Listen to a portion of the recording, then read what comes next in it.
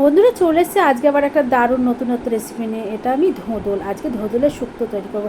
এ ধোদল সে ধোদল না, এটা গায়ে মাখার ছোবড়া সেই ধোদল না, এটা মিষ্টি ধোদল। খেতে হেভি লাগে, আর গরমকালে এই ধোদলের রেসিপিটা খেলে পরে পুরো ঝিঙের মতো একদম শরীর ঠান্ডা থাকে।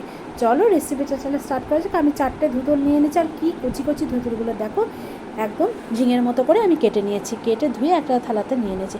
তারপর কড়াইয়ে সর্ষের তেলটা দিয়েছি। তেলটা গরম হলে পরে একটা শুকনো লঙ্কা, কালো জিরে আর একটু, যেহেতু শুক্তো করবো, রাঁধুনি ফোড়ন দিয়ে দিয়েছি।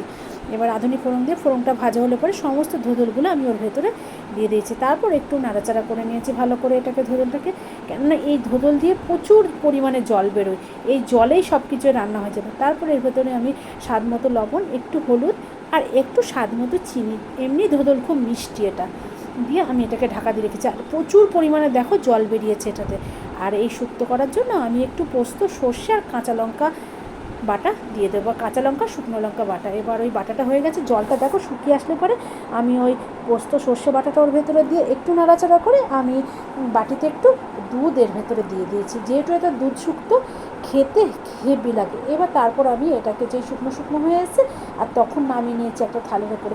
বন্ধু খেতে তোমাকে কী বলবো, অসম একটা রান্না।